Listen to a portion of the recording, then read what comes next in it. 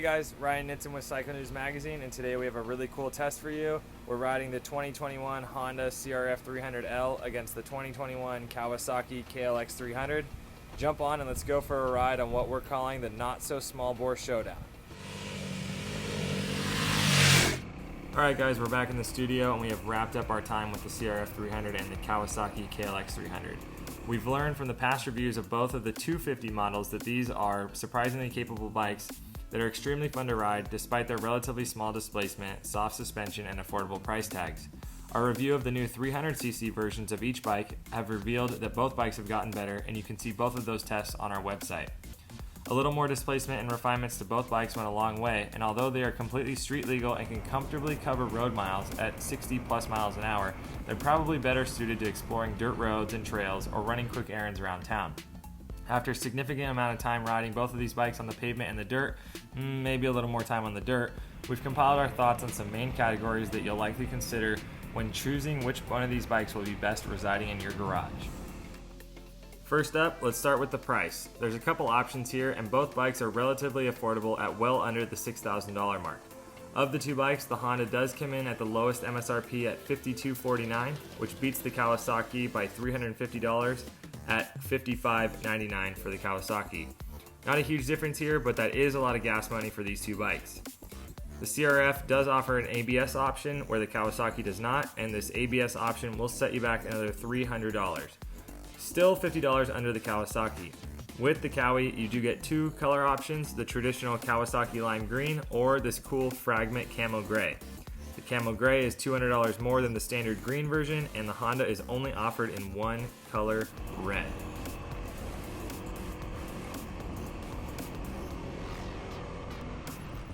Next up, let's talk about the styling. Here, the Honda is a clear winner. It looks modern and racy, and the Kawasaki does kind of look old school and a bit boring. Funny though, at first when we did our KLX test, we thought it looked pretty sharp, but when we did this test day and we parked them next to each other, it's not really up to par.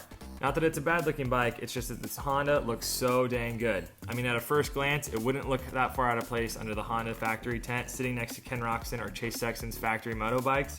The Honda bodywork, the graphics, and the black wheels just look plain sweet. The KLX, on the other hand, kind of looks dated and a bit conservative in comparison, but we did like the camo version with its black rims and black faded out frame. It does look more modern, but some of our hardcore moto guys drew some mixed opinions. There was really no clear winner in the comfort department, as both bikes sit in a more relaxed position for riding on dirt roads and pavements. The Honda seat does feel a bit more cushiony, but we do know from past experience that the seat foam on the CRF can break down a bit quicker. We've had no issues yet, but time will tell with more testing. The Kawasaki does have a little bit taller seat height. It makes it a little bit comfier for taller riders, but the weak link on the KLX is the foot pegs, as they're just simply too small. You kind of get used to it after riding that bike for a while, but when you jump back and forth, you'll quickly notice the larger, more stable foot pegs on the Honda. Another talking point for both bikes is the seat height, and both bikes sit right about 35 inches.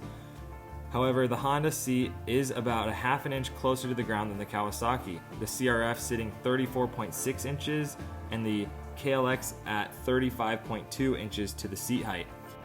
In the suspension department is where things really start to separate themselves. Remember that $350 you spent extra on the Kawasaki? Well, this is where it really comes through in the superior suspension. Kawasaki stepped it up this year by fitting the KLX300 with some pretty good suspension components, and up front you'll find a fairly high-tech 43mm upside-down cartridge fork. The cartridge part is key because it allows the rider to adjust damping, in this case on the rebound and the suspension, with 16 clicks each. The cartridge design also prevents the mixture of oil and air for a more consistent damping feel. The Honda forks are also a 43mm upside-down fork but do not feature a cartridge, and as a result they are non-adjustable. In the back, both bikes feature single shock units that ride on linkages. They're pretty similar, and the Kawasaki, however, you do get a more sophisticated shock that features a piggyback reservoir to help keep shock fluid cooler for better consistency and overall performance. The Kawasaki has a spring, preload, and like the fork, offers a 16-way compression and rebound damping adjustability. All great stuff you don't normally see on a bike for less than $6,000. Honda, on the other hand, offers none of these things with its shock except for a simple spring preload. They went this route to keep the price down, figuring that the entry-level rider won't truly reap the benefits of the better performance of a higher price shock. Despite the CRF's simple suspension, it will work fine for a newbie. It comes from the factory set up quite soft with both spring and dampening, which again a beginner rider won't think twice about. But a novice skilled rider and riders above that ability will quickly outpace the undersprung and underdamped shock and will have to pay a lot more than the simple $350 to remedy that situation. The Honda's fork is also like the shock, very soft. The Kawasaki's fork is soft but much firmer than the Honda's and as mentioned offers damping adjustability.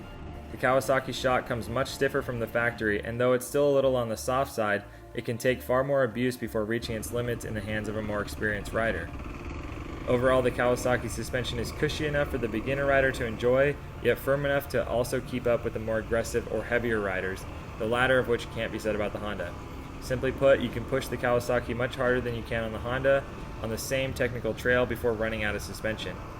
Overall, a beginner rider probably won't notice the difference between the two suspensions, but more skilled riders or heavier riders will, and for them, the Kawasaki is a clear winner. The suspension performance is another big part of the motorcycle handling, and for that reason, the Kawasaki is again much easier to ride at a higher pace.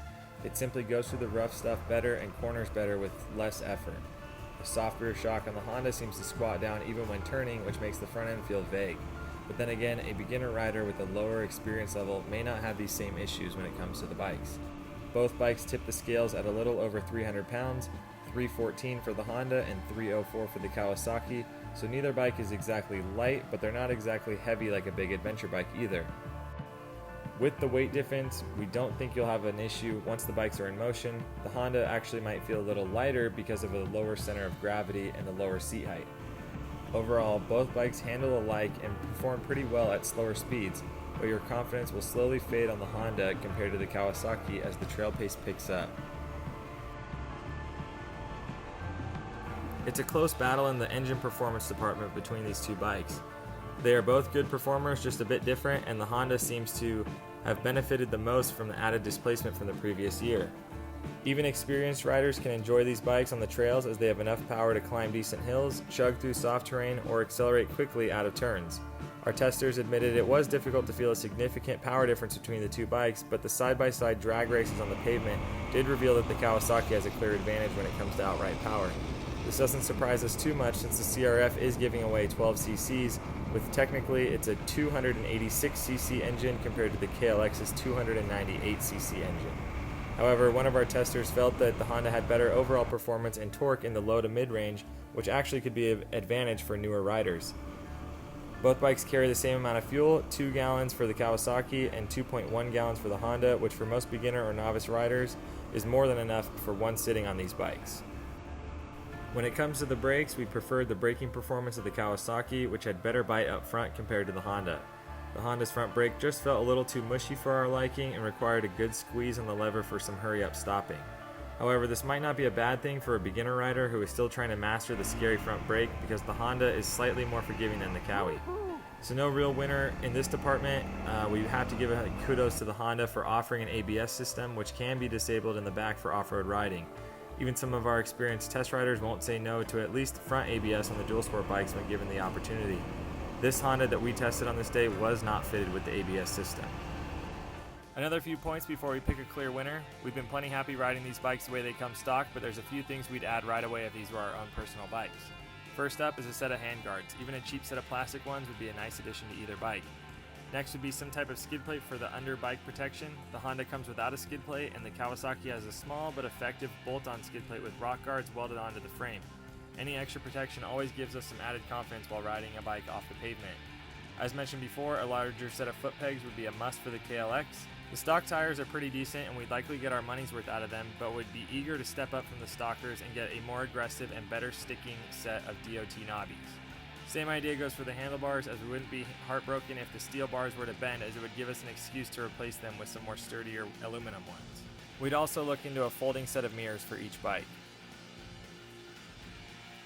In the end, both bikes hit the bullseye when it comes to doing what they were designed to do, and that's appealing to the entry-level or inexperienced rider who's looking for something inexpensive for on- and off-road use while also delivering in the performance department. They handle well, they have good suspension packages, and motors are extremely capable without the intimidation factor.